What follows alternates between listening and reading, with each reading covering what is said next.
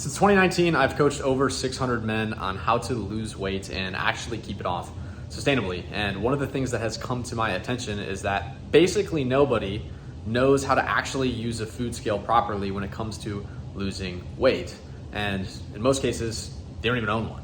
So the purpose of this video is to, one, tell you go buy a food scale if you're losing weight. You absolutely need it. And two, actually teach you how to use it and how to integrate it with whatever tracking software that you're using when it comes to calorie counting on your weight loss journey. Now, if you don't know who I am, my name is Joey Yochheim. I'm the co-owner of defaultkings.com. We are an online men's fitness coaching company, and we've worked with over 600 people since 2019 and helped them lose anywhere from 10 to 188 pounds. So when it comes to losing weight and how to actually make this practical and help you integrate it in your daily life, I tend to have some halfway decent ideas from what I've seen working with clients. So I'm gonna get into the video. Let's just get started with literally what food scale to buy, how to find one, and then we'll roll into how to actually use it.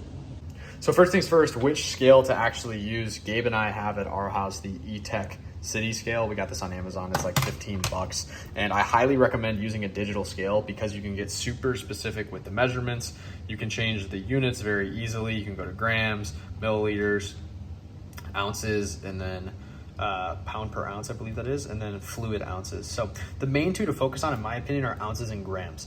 Depending on what you're weighing, you can get into ounces or you can go specific with grams. If you're doing something like fruit, ounces is fine for something like meat, right? But the scale, again, you don't have to get some hyper fancy scale. Just get a $15 digital scale on Amazon. I like the E-Tech City brand.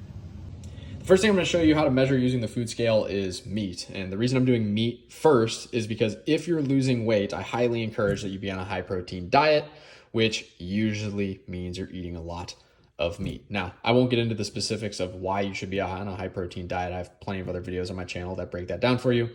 But the point of the matter is we are weighing meat first because you're going to be eating a lot of meat when you're losing weight if you have a high protein diet. Okay, and that's how you should do it. So I have some pre-cooked turkey here. That's just what I have in my fridge. It is what it is. And all you need to do to start is turn on your scale, zero out your scale, set it to the unit that you want. I like to just use ounces for meat. You could do grams. It would be a little bit more precise, but for meat, ounces is fine. Now, you take a bowl or a plate. Don't worry, I'm not a heathen. This is just dirty because this is my second time shooting this part of the video. So, okay, it is what it is.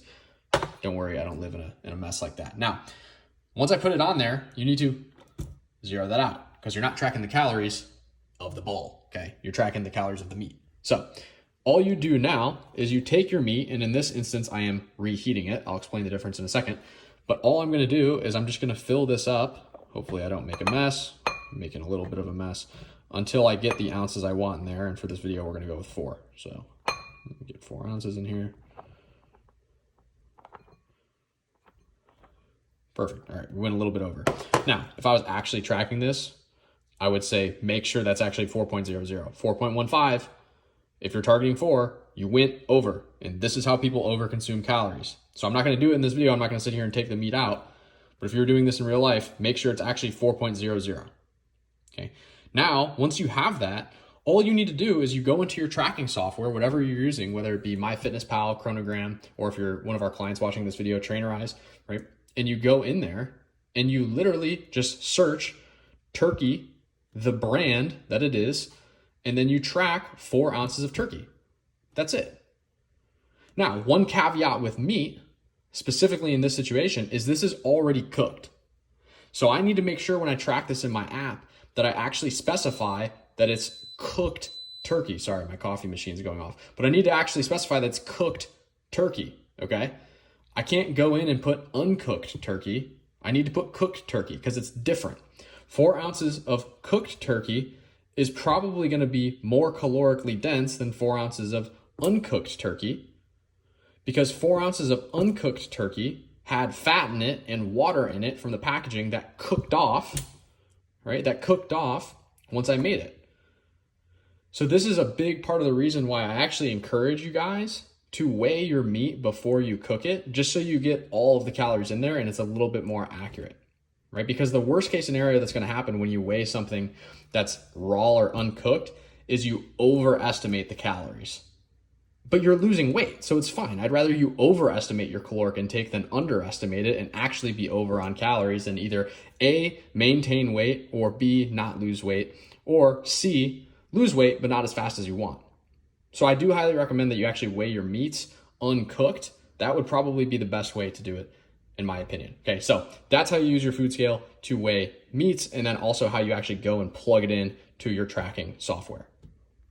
So now that we have meat out of the way, which is going to be your main source of protein and really probably the number one thing that you're eating the most of when it comes to a weight loss journey with a high protein diet, the next thing that I recommend is high volume foods. Foods that take up a lot of space in your stomach for very few calories. Generally, that means fruits and vegetables.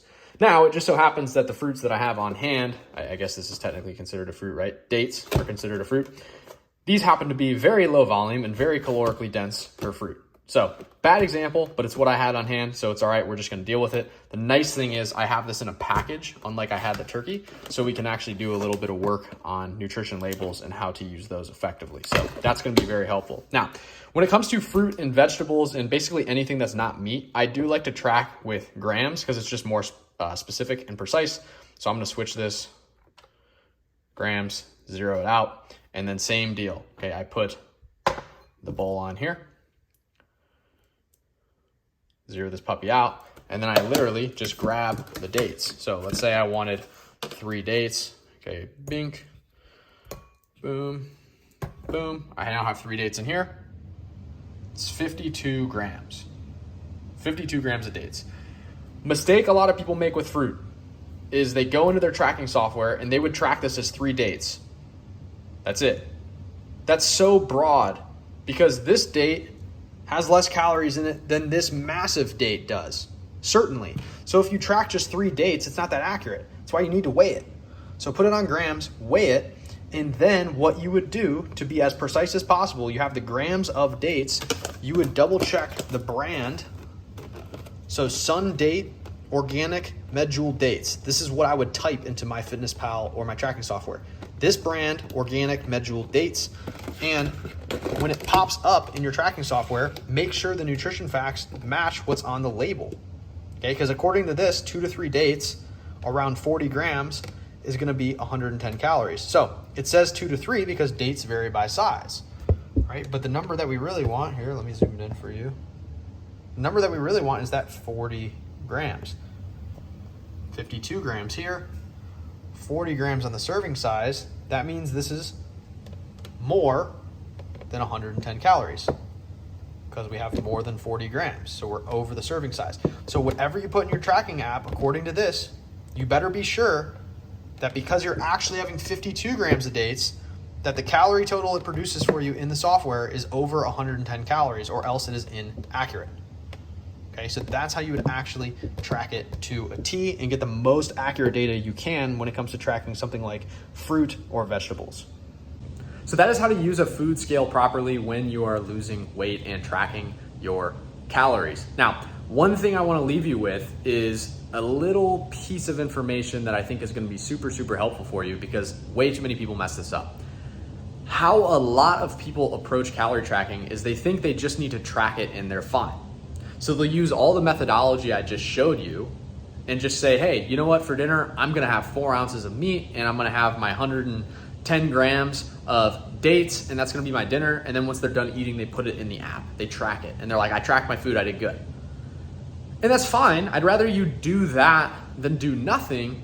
But the whole purpose of tracking is making sure it fits within the parameters that you've laid out in front of you. So if your parameters are eat 2,000 calories and 150 grams of protein, the point of the tracking is to make sure that what you are about to consume is in alignment with those parameters. It's not just eat it and then once you're done, at least you tracked it and you hope it fell in the parameters. No, the point is to make it fit into the parameters. So you should actually be weighing your food out and giving yourself metrics to hit before eating. For example, you should open the app and be like, okay, how many ounces of meat do I need to eat to hit my protein goal and also stay under my calorie goal? And if you determine that that's 8 ounces, then you go and you weigh out 8 ounces and then you eat 8 ounces. You don't weigh out 8 ounces, eat it, and then go, did that fit into my parameters? That's what a lot of people do when they're starting out. And again, I'd rather you do that than not track at all, but the whole point of tracking is to make sure that your meals fit into the parameters, not just crossing your fingers that you stayed within them, right? So make sure when you go and you use this food scale and then you track your calories in some sort of software, make sure that you're actually tracking it and calculating it before you consume it. That way you can make adjustments if needed, all right?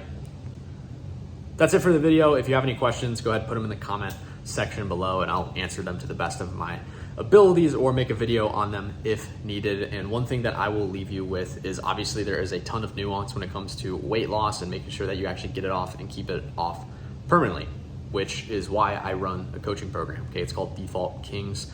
You can go to defaultkings.com to learn more about us, see some of the hundreds of case studies and testimonials that we've produced for 600 plus men. And if you are interested in working with us directly, you can either book a free fat loss assessment through that website itself, or you can use the link in the description below to book a time to chat with either myself or somebody on my team directly about how we will help you lose anywhere from 10 to 50 pounds or more and make sure you've actually built the consistency to keep it off for good. So that's it for the video. Hope you enjoyed. If you did, leave a like, comment, subscribe, do all the YouTube stuff, send it to somebody that needs it. And I hope you have an amazing rest of your day. See you soon.